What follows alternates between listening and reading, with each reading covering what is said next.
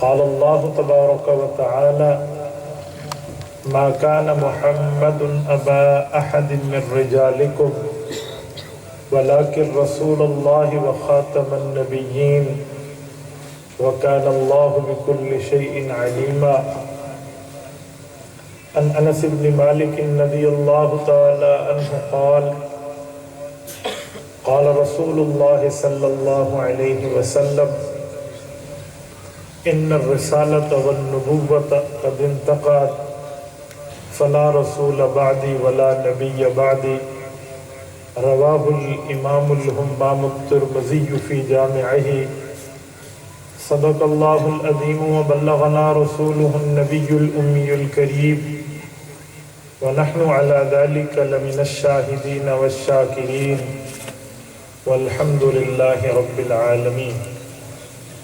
اس کا ایکو بند فرما دیں اور سادہ کر دیں، ڈبلنگ نہ ہو. معزز دوستو، آج 22 ستمبر 2022 بروز جمعرات ہے اور ضلع مظفر گڑھ تحصیل علی پور میں سالانہ ختم نبوت کانفرنس کے عنوان سے معنون یہ پروگرام میں آپ حضرات کی خدمت میں بھائی ارشد مغل، اللہ پاک اس کی عمر میں برکات عطا فرمائے، ان کی دعوت پرخلوص پر موجود ہوں.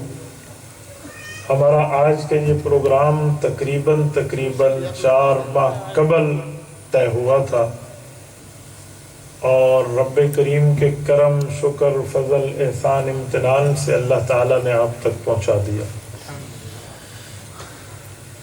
عقیدہ ختم نبوت کی کانفرنسز پوری روئے زمین پر 6 بر اعظموں میں انسان ہیں تو تقریباً ہر بر اعظم پر مسلمانان یہ کانفرنس کرتے ہیں.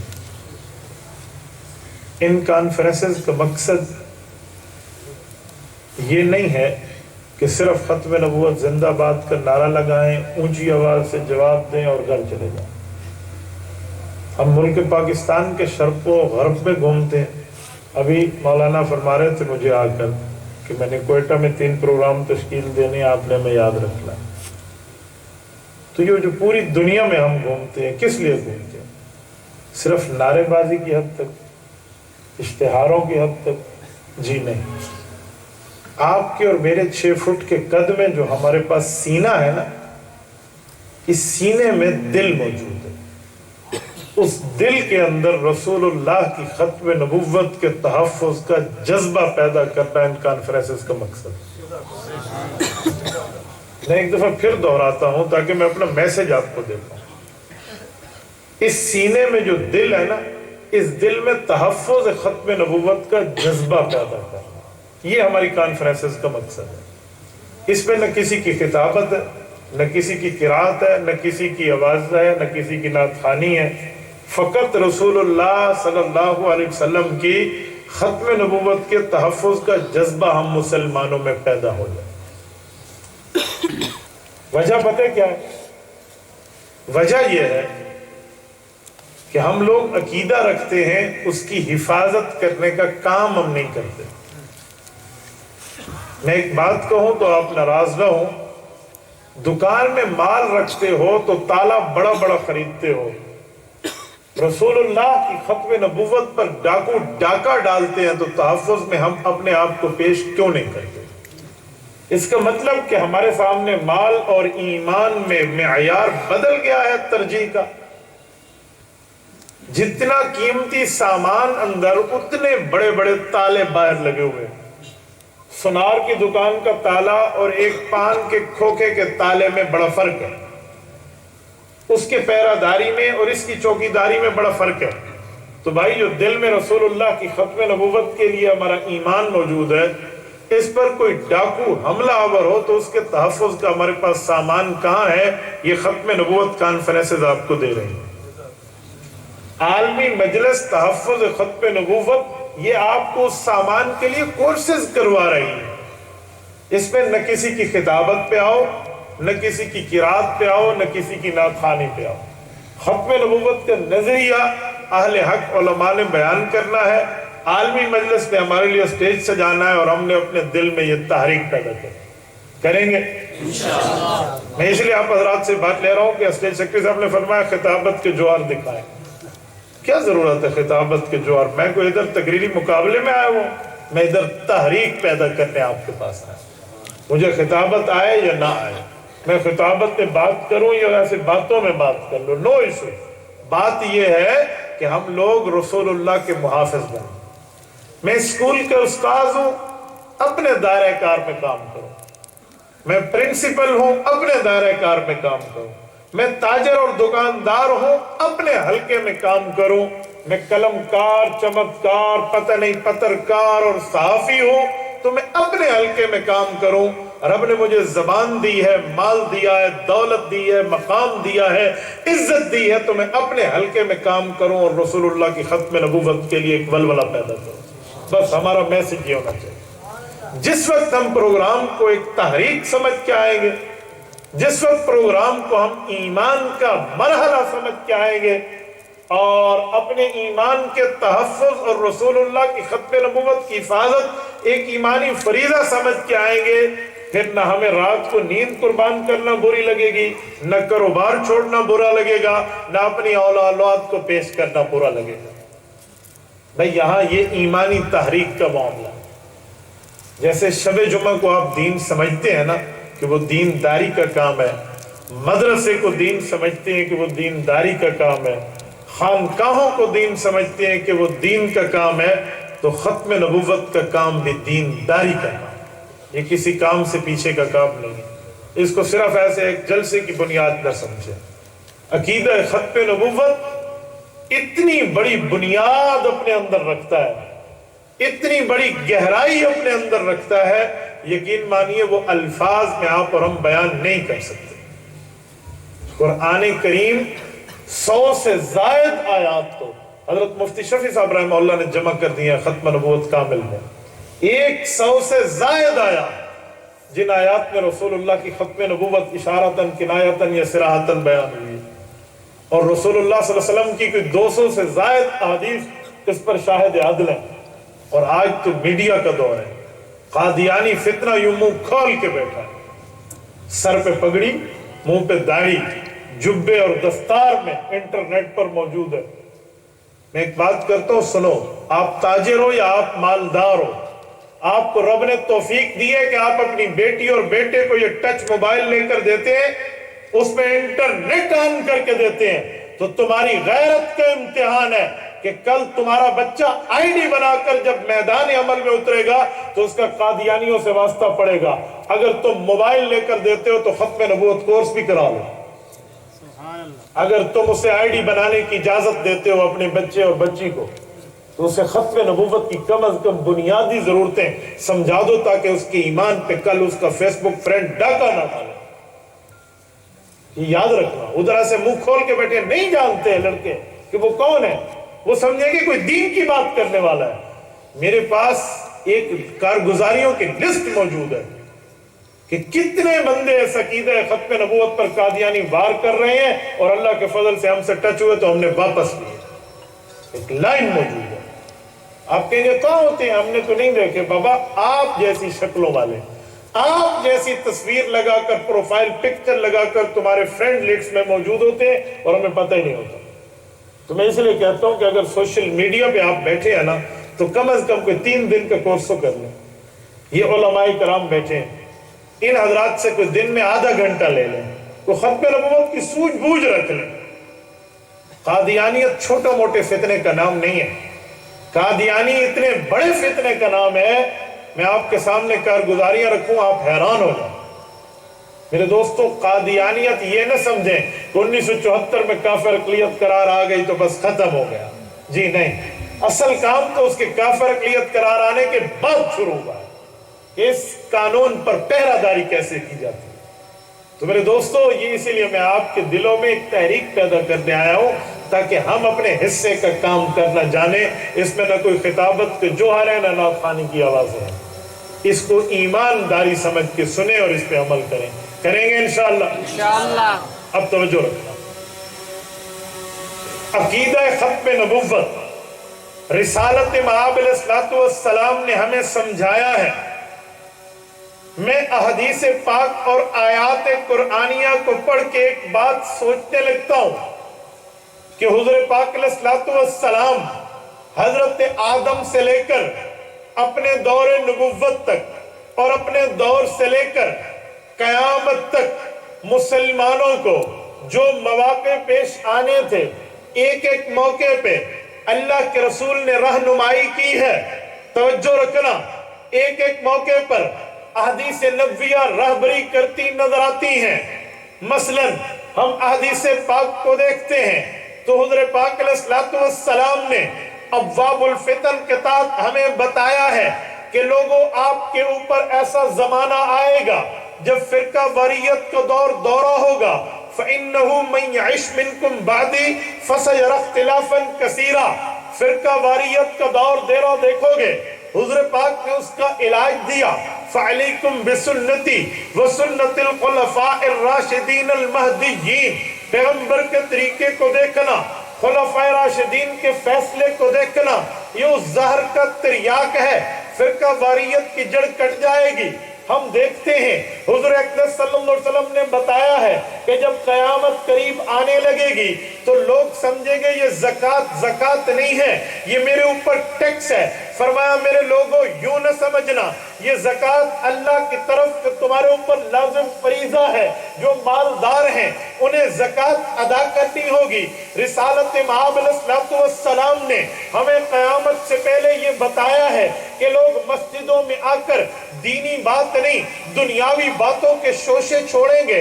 وارتفعت الاصوات فی المساجد، مساجد میں اپنی ذاتی معاملات کے لیے یا اپنی دنیاوی معاملات کے لیے آوازیں بلند ہوں گی، آوازیں کسی جائیں گی۔ حضور پاک علیہ السلام نے ہمیں بتایا وَلُبِسَ الْحَرِيرُ، مرد ریشم کا لباس پہننا شروع کر دے گا۔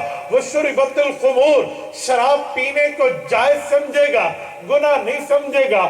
آقا نامدار صلی اللہ علیہ وسلم نے ہمیں ایک فتنہ اور بھی بتایا، وہ فتنہ یہ تھا، فرمایا ادنا صدیقہ و اقصا اباہ۔ قیامت سے پہلے ایک فتنہ یوں ظاہر ہوگا، باپ سے بیٹے کا تعلق ٹوٹتا جائے گا، یاروں سے تعلق بڑھتا جائے گا۔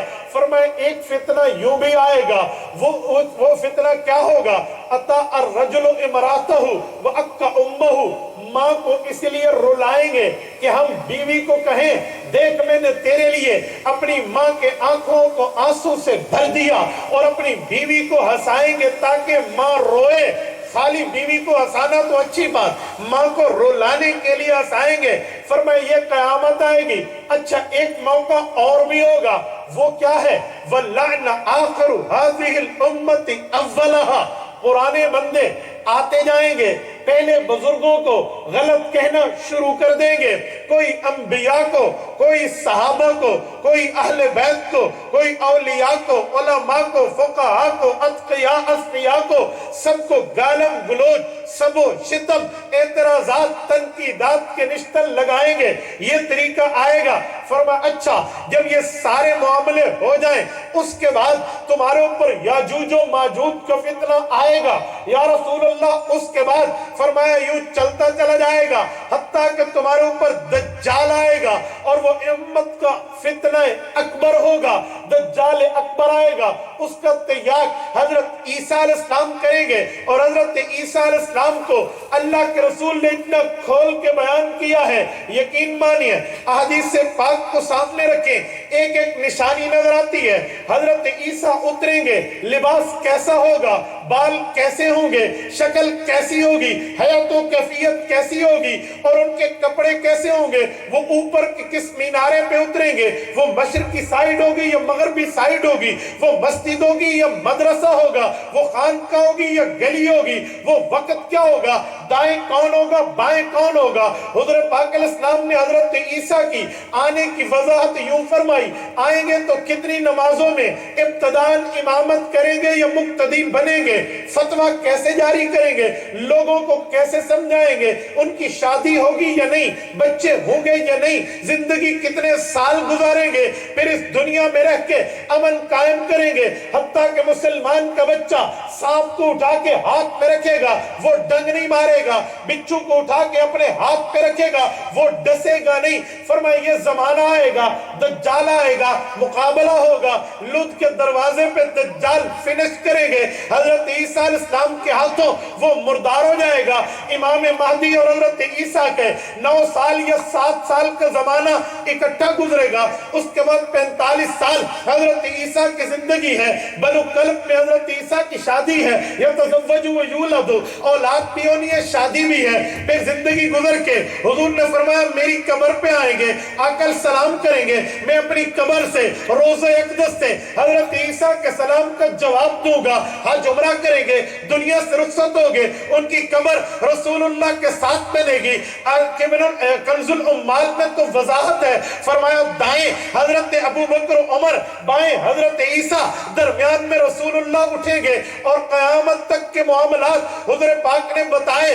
پھر فرمایا یوں یوں یوں چلتا چلا جائے گا, دابۃ الارض تک بتایا, سورج کے گرنے, ستاروں کے جھڑنے, چاند کے مرجھانے, دن رات کے ختم ہونے تک بتایا.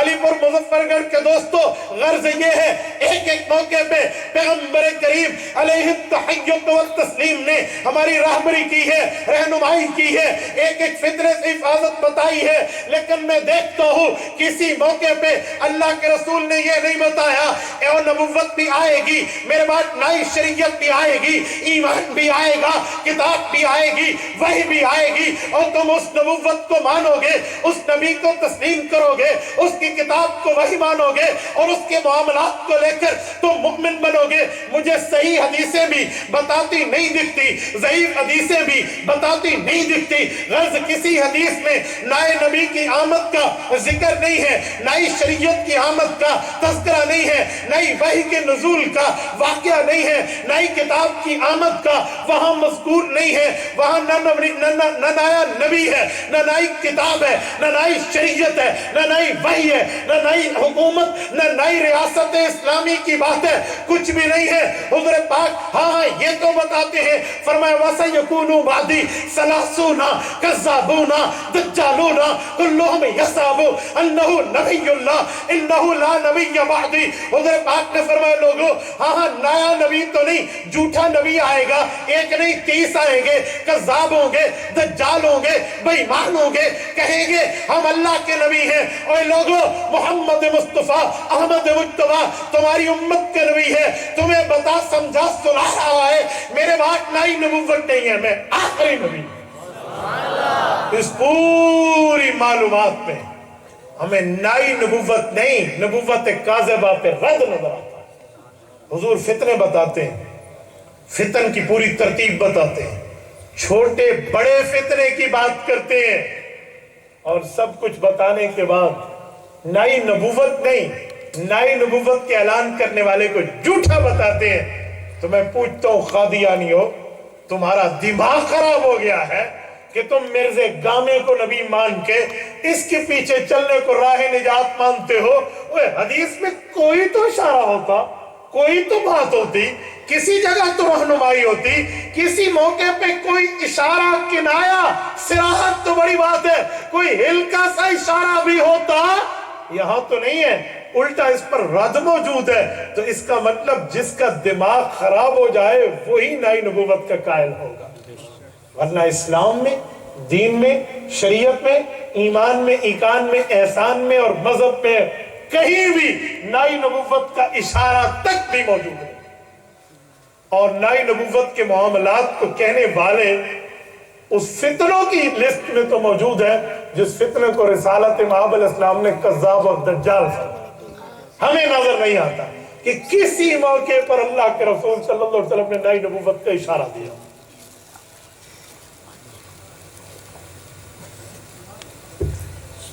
توجہ, جب ختم نبوت پر ایک ایک مسئلے کی وضاحت ہے اور نئی نبوت کا اعلان نہیں ہے تو نئی نبوت کس بنیاد پر؟ آج ہماری گفتگو دنیا میں دیکھی جاتی ہے. تو میں قادیانیوں کو اکثر کہتا ہوں کہ ہم پہلے تو تمہیں دعوت اسلام دیتے ہیں, کہ تم مسلمان بن جاؤ، تمہیں تمہارے مربیوں نے، مربی قادیانی مولوی کو کہتے ہیں، جھوٹ بولا ہے، اور جھوٹ کی پٹی تمہارے سامنے ایسے پڑی ہے کہ تم سچ کہنے لگ جاتے ہیں۔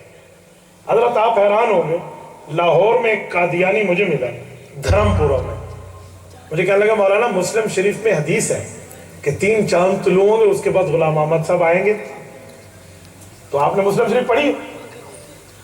کہہ تو ایسے رہا تھا جیسے وہ مسلم شریف پڑھاتا ہو۔ میں نے کہا جی پڑھی تو ہے، جان بوجھ کے تھوڑا سا ایسے ویڈرالنگ پوزیشن جسے کہتے ہیں نا پیچھے، پڑھی تو ہے؟ کہتے ہاں پڑھی ہے نا، جی پڑھی تو ہے، اس میں حدیث نہیں پڑھی؟ میں نے کہا یار میں نے تو نہیں پڑھی ہے حدیث، آپ دکھا دیں مجھے۔ انہوں نے سمجھا آپ صحیح مسلم کہیں سے منگوائے گا، میں اپنی موبائل میں یہ سارا علاج رکھتا ہوں، میں نے یہ سامنے رکھی، میں نے کہا صحیح مسلم ہے، بسم اللہ نکال دیں۔ اب اس نے دیکھی نا عربی والی صحیح مسلم، کہتے ہیں میں نے تو اردو والی پڑھی ہے۔ نوش ڈرنے کی بات نہیں، یہ ٹرانسلیٹ، آؤ ذرا ترجمے سے دکھا دو کہاں ہے۔ اب خاموش، سیدھی اور الٹی پکڑنا مسلم شریف نہیں آتا، اور جب مسئلہ سامنے کھلا تو وہ تھا ہی نہیں سرے سے، بکواس کی ہے کسی مربی نے اس کے سامنے اور اس نے جھوٹ بول کے آگے چلا۔ تو میں نے اسے کہا بتا جس مربی کو تو اپنا مومن اور اپنا مربی مان رہا ہے کو صحیح تربیت کر رہا ہے، وہ حضور کی حدیث پر جھوٹ بول رہا ہے، کیا تمہارے عقیدے پر جھوٹ نہیں بولے گا؟ یعنی اس طرح ڈٹ کے جھوٹ بولتے ہیں۔ میرے دوستوں میں تمہیں کہتا ہوں، آپ جتنے بیٹھے ہو آپ کی تیاری کہاں کی؟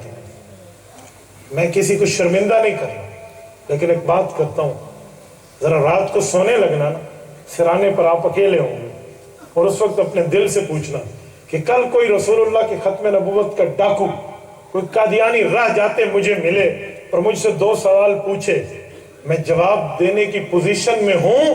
اگر آپ کا دل کا آپ جواب دے سکتے ہو تو اللہ کا شکر ادا کرنا، اور اگر آپ کا دل کا ہے کہ آپ جواب نہیں دے پاؤ گے تو پھر غیرت کے کیپسول کھانا ان علماء کے پاس پڑھنے ضرور آنا۔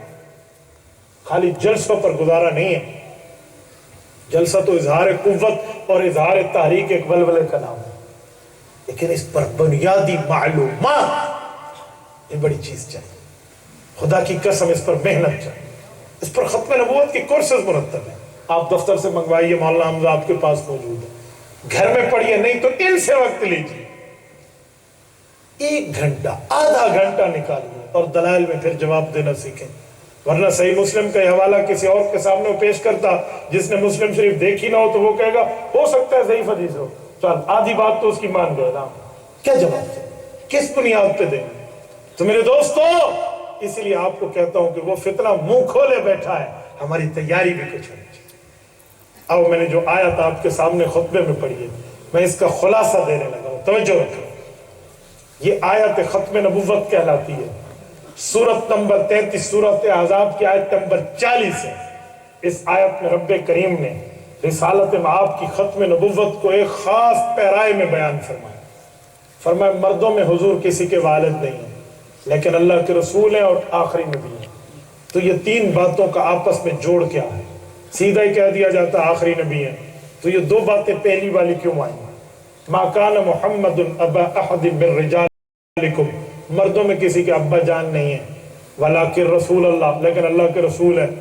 ہو سکتا ہے آپ کے ذہن میں سوال آئے کہ آیت کا جوڑ تو تب بنے گا کہ مردوں میں کسی کے ابا نہیں ہے، ہاں عورتوں میں ابا ہے، تو یہ لفظ تو نہیں آگے، آیت تو یوں ہو نا، مردوں میں کسی کے والد نہیں، عورتوں میں والد ہیں، تو یوں جملہ تو نہیں ہے، بلکہ یوں ہے مردوں میں کسی کے والد نہیں لیکن اللہ کے رسول ہے۔ اور رسول کا مردوں کے والد سے کیا جوڑ ہے؟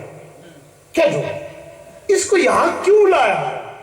اچھا اگلی بات، اگلے لفظ سے کیا تعلق ہے؟ ولیکن رسول اللہ، اللہ کے رسول ہے، وہ خاتم النبیین، اور آخری نبی ہے، یہ رسول ہے اور آخری نبی ہے، ان کا آپس میں کیا جوڑ ہے؟ سنو، یہ آیت سمجھنے کے لیے ضروری ہے کہ بیک گراؤنڈ سمجھو، جسے کہتے ہیں شان نزول، بیک گراؤنڈ، شان نزول، اتری کیوں ہے؟ اس کے اترنے کی ایک واقعہ، رسول اللہ کے بیٹے فوت ہوئے تو جو دشمن تھے نا حضور کے، کافر بے ایمان، وہ کہنے لگے ایک فائدہ ہمیں ہو گیا، تمہیں کیا فائدہ ہوا؟ کہا اس کی اور ہماری ٹکر ہے، کہ یہ کہتا ہے تمہارے بت جھوٹے، اس نے ہمارے مذہب کے خلاف نیا مذہب بنایا، ہم پریشان تھے، اس نبی کا بیٹا بھی پیدا ہو گیا تو بیٹا اپنے باپ کے مشن کو لے کر آگے چلے گا تو کب تک ہمارے خلاف لوگ بولتے رہیں گے، اب اس کا بیٹا فوت ہو گیا تو کافر کہنے لگے ہمیں فائدہ ہوا، اس کی بات کو لے کر آگے کوئی نہیں جائے گا، اولاد ہی کوئی نہیں ہے نا۔ یہ بکواس ان کی طرف سے آئی۔ رب نے جواب دیا ما کان محمد ابا احد من رجالکم، اتنی بات کہ حضور پاک کا کوئی بیٹا مرد بن سکے یوں تو نہیں ہے، لیکن خوش نہ ہونا تو کیوں؟ تمہاری خوشی اس بنیاد پہ ہے نا کہ باپ کی بات کو نسل لے کر آگے جائے گی اور وہ بیٹا ہے، فرمایا یوں نہیں ہے، وَلَٰكِن رسول اللہ 1 2 3 4 5 10 بیٹے لے کر آگے چلیں تو کیا چلنا ہوا؟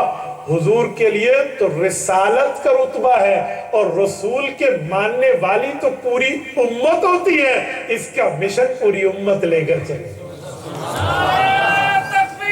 اللہ اکبر، ختم نبوت زندہ باد، ختم نبوت زندہ باد، مجاہدین ختم نبوت زندہ باد، تکبیر، اللہ اکبر۔ ما کان محمد ابا احد من رجالکم، مردوں میں کسی کے ابا نہیں، لیکن تمہیں خوشی منانے کی ضرورت نہیں ہے، کیوں؟ ولیکن رسول اللہ، حضور تو رسول ہے، رسول کی بات کو پوری امت لے کر آگے چلے گی۔ اچھا ایک سوال اور اٹھتا ہے جو یہاں مطلوب و مقصود ہے، وہ سوال یہ ہے کہ رسول تو پہلے بھی کئی آئے، حضرت آدم آئے، حضرت شیش آئے، حضرت نوح آئے، حضرت موسیٰ آئے، حضرت عیسیٰ آئے، آ کر چلے گئے، بعد میں نیا نبی آیا، نئی شریعت آئی، نئے احکام آئے۔ اگر حضور پاک بھی رسول ہے تو ایک امت ایک وقت تک چلے گی اس کے مشن کو لے کر، اس کے بعد نیا نبی آئے گا، حضور کا مشن ختم، نیا نبی کا مشن شروع۔ فرمائے جی نہیں، اتنے دانت نہ بجاؤ، اتنی بغلیں نہ بجاؤ، یوں خوش نہ ہونا، ولیکن رسول اللہ، یہ تسلیم ہے کہ حضور اللہ کے رسول ہے، لیکن اگلا جملہ سنو، وخاتم النبیین، آخری نبی ہیں، قیامت تک اسی کا مشن چلتا چلتا چلتا رہے گا۔ سبحان اللہ، وَكَانَ اللَّهُ بِكُلِّ شَيْءٍ عَلِيمًا۔ یہ لفظ قرآن کریم کے جس پیرائے میں اترے، اگر آپ کی تیاری ہو اس آیت کے شان نزول میں، آپ کی تیاری ہو اس آیت کی تفسیر میں، دنیا جہان کا کوئی اللہ تلاللہ مرزائی بھی تمہارے سامنے نہیں ٹھہر پائے گا۔ یہ کوئی بات ہے؟ ہمیں اپنے مشن پر، اپنے عقیدے پر، اپنے نظریے پر دلائل ازبر ہونے چاہیے۔ کل قیامت میں اگر گناہوں کا سوال ہونا تو شاید اگر کوئی مجاہد ختم نبوت یہ بات پیش کرے کہ یا اللہ ہو سکتا ہے کچھ گناہ بھولے سے توبہ میں رہ گئے ہوں، لیکن میں نے تیرے نبی کی نبوت پر پہرہ داری کی ہے، مجھے قوی امید ہے اللہ کی رحمت سے کہ اللہ تعالیٰ وہ گناہ بھی بخش دے گا۔ لیکن اپنے دامن میں رسول اللہ کی پہرہ داری کو تو لائے نا، اپنے دامن میں رسول اللہ صلی اللہ علیہ وسلم کے تحفظ کو تو لائے نا، یہ تو ہمیں نظر نہیں آ رہا۔ سنو حدیث پاک، جو حدیث میں نے خطبے میں پڑھی ہے، اس حدیث پاک کا ماصل کیا ہے؟ جامع ترمذی جلد نمبر 2 ابواب الرؤیا باب ذہبت النبوہ ببقیت المبشرات، حضرت انس بن مالک رضی اللہ عنہ راوی، اللہ کے رسول صلی اللہ علیہ وسلم نے اعلان فرمایا ان الرسالۃ والنبوۃ قد انتقعت فلا رسول بعدی ولا نبی بعدی۔ کہ لوگوں، نبوت اور رسالت نائی آنے کے سلسلے کو رب نے کاٹ کے رکھ دیا، قد انتقعت، انقطاع، منقطع ہو گیا، نہ میرے بعد رسول لایا ہے نہ میرے بعد نبی لایا ہے۔ اس سے بڑھ کے بھی کوئی بات ہو سکتی ہے؟ جب رسالت مآب علیہ السلام اپنی زبان اقدس سے، جس کے لیے آپ کا اور میرا عقیدہ اور نظریہ ہے کہ سورج مشرق کے بجائے مغرب سے طلوع ہو سکتا ہے، آقا کا فرمان جھوٹا سارے بتائیے، حضور کا فرمان جھوٹا نہیں ہو سکتا، تو اس فرمان نے بتایا فلا رسول بعدی ولا نبی بعدی، نہ میرے بعد رسول کوئی نہیں ہے نہ میرے بعد نبی کوئی نہیں ہے۔ تو یہ دلیل اگر ہمیں ازبر ہو، یہ دلیل ہمیں معلوم ہو، ہم ختم نبوت کی چوکی داری کر سکیں گے یا نہیں کر سکیں گے؟ بولیے بولیے۔ تو میرے دوستو پھر تہیہ کرو نا کہ ہم اس جلسے میں آئے تھے جلسے کی باتوں کو لے کر، لیکن اٹھیں گے ایک بات اللہ سے طے کر کے کہ میرے مولا ہم نے کلمہ اپنے نبی پہ پڑھا ہے، کل سے ہم انشاءاللہ وقت نکال کے ختم نبوت کا کورس کریں گے۔ کرو گے یا نہیں کرو گے؟ جتنے بیٹھے ہو میرے دوستو، جتنے دوستو، میں آپ سے ہاتھ اس بنیاد پہ اٹھواتا ہوں کہ یہ ہاتھ بھی کل قیامت میں گواہی دے اور ہمارے کندھوں پہ بیٹھے فرشتے لکھ لیں کہ ہم سارے مسلمان اس بات کا ارادہ کرتے ہیں کہ ہم انشاءاللہ تعالی ختم نبوت پر کورس کریں گے۔ کرو گے؟ عقیدہ ختم نبوت پر دلائل پڑھو گے؟ عقیدہ ختم نبوت پر دلائل حفظ کرو گے؟ اس کورس کے لیے خود تیار ہو، اپنی اولادوں کو، اپنے حلقہ احباب کو متوجہ کرو گے؟ جزاکم اللہ تعالی۔ یہ میں اسی لیے آپ سے ہاتھ اٹھوایا کہ فرشتے بیٹھے ہیں، یہ بھی لکھ لیں اور ارادے پر ویسے ہی نیکی ہے، اور آپ کی یہ بات طے بھی ہو جائے کہ ہم ختم نبوت پر دلائل یاد کریں۔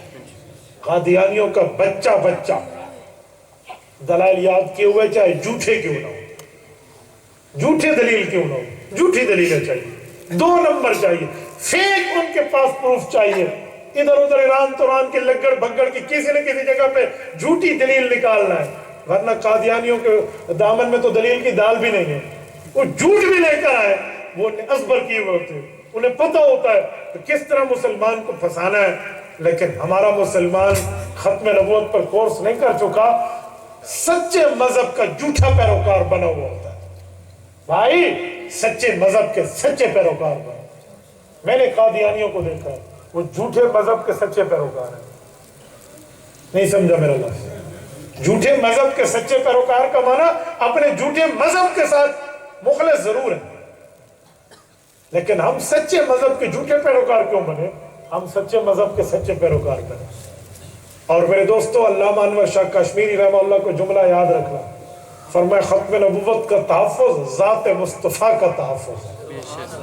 عقیدہ ختم نبوت کا تحفظ رسول اللہ کی ذات اقدس کا تحفظ ہے۔ اور میرے دوستو ایک بات ذہن میں رکھنا، رسالت مآب علیہ السلام کا تحفظ آپ کرو گے تو رب کریم کی رحمتیں آپ پر چھن چھن برسیں گے۔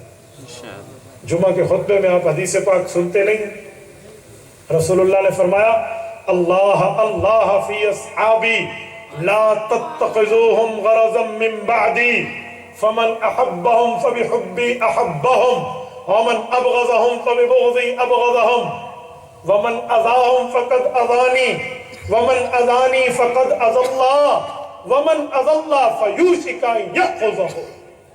ہر جمعے میں حدیث پاک آپ کے سامنے بیان ہوتا ہے۔ کیا مطلب؟ فرمایا لوگو اللہ سے ڈرو، اللہ سے ڈرو، میرے صحابہ کو تنقید کا نشانہ نہ بناؤ۔ تم میں سے کوئی بندہ اگر میرے صحابہ کو تنقید کا نشانہ بناتا ہے تو فرمایا یاد رکھو اسے دراصل مجھ سے بغض ہے۔ یہ محمدی فتویٰ ہے صلی اللہ علیہ وسلم۔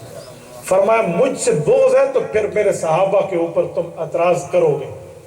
فمن احبهم فبحبی احبهم، اگر مجھ سے محبت ہے تو میرے صحابہ سے تمہیں پیار ہو۔ سننا اگلا جملہ، ومن اذاهم فقد اذانی، میرے صحابہ کو ستانا مجھ محمد صلی اللہ علیہ وسلم کو ستانے کے مترادف ہے۔ ومن اذانی فقد اذى اللہ، اور جو مجھے ستانے کی جرت کرے گا یہ اللہ کو ستانے کی جرت کر رہا ہے۔ ومن اذى اللہ فیوشک ان یأخذہ، اور جو اللہ کو، اللہ رب العزت پر اعتراض اور رب کو ستانے کی 2 نمبری جھوٹی تک گدو کرے گا، قریب ہے رب اس کو اپنی گرفت میں لے۔ کہاں جائے گی یہ حدیث پاک تو مداری؟ لیکن اگر ہم اس کے دوسرے پہلو کو دیکھیں کہ ان سے محبت میری محبت، تو صحابہ کرام سے پیار، حضور سے پیار، اور حضور سے پیار تو اللہ سے پیار، اور جو اللہ سے پیار کرے رب کریم اس پر رحمت نہیں کرے گا؟ تو میرے دوستو ہمیں کچھ بھی تو اپنے پلے میں ڈالنا چاہیے۔ اور میں ایک بات مزید کر رہا ہوں، نعرہ تکبیر، اللہ اکبر۔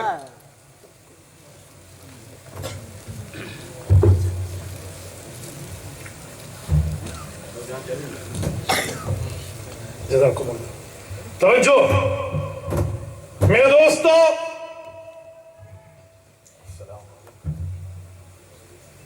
رب کریم جزائے خیر عطا فرمائے. حضرت مولانا امجد خان صاحب تشریف لے آئے ہیں. میں بیان کو کلوز کرتے ہوئے خلاصہ دینے لگا اور میں تیسرا اور آخری پارٹ شروع کر رہا ہوں. توجہ رکھنا میرے دوستو. ان دلائل کے ساتھ ساتھ عقیدہ ختم نبوت پر اپنے اکابرین کی تاریخ کو بھی نہ بھولیں. ہمارے اکابرین نے جو اس پر قربانیاں دی ہیں, ہمارے اکابرین نے جو اس پر محنتیں کی ہیں, کوشش لگن تگدو ہے, یہ اپنے اکابرین کی تاریخ کو بھی ذہن میں رکھیے.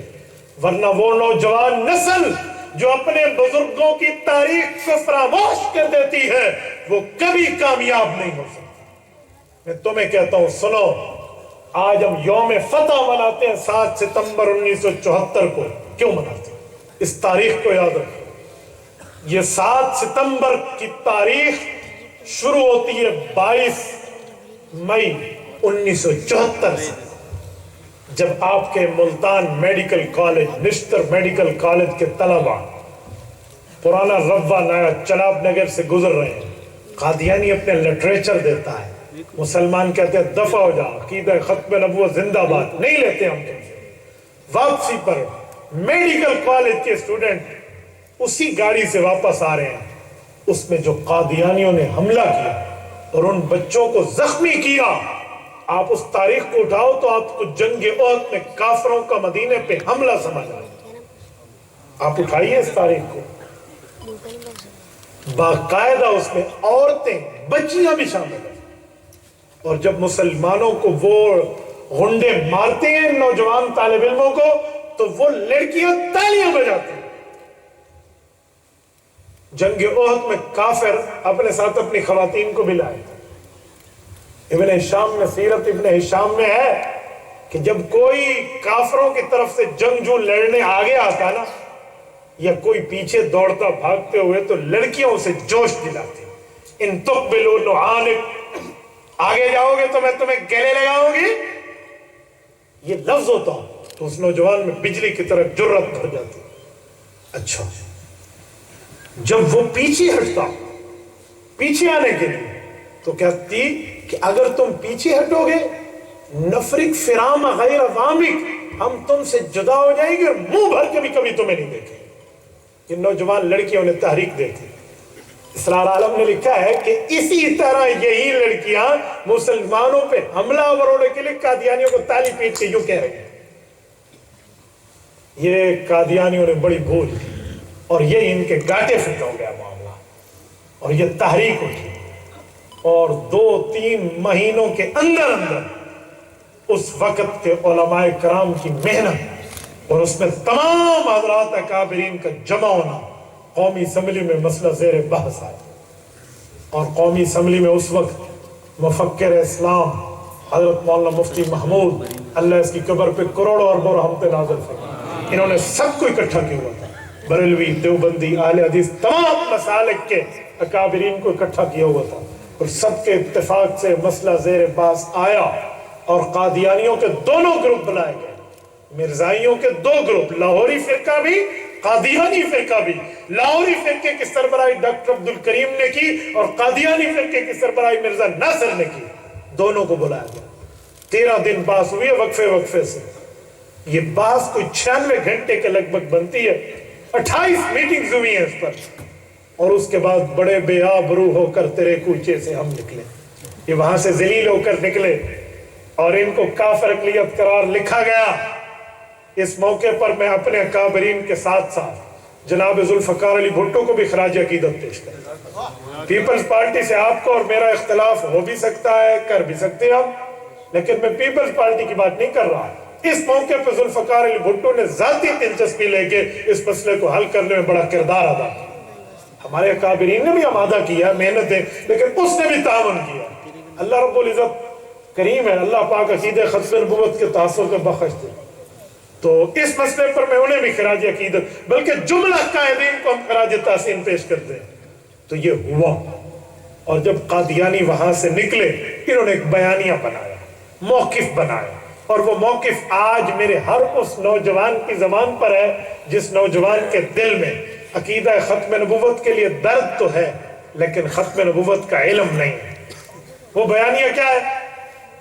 کہ یار مولویوں کی عزت کرو نا تمہیں کون کہتے ہیں مولویوں کو نہ مانو؟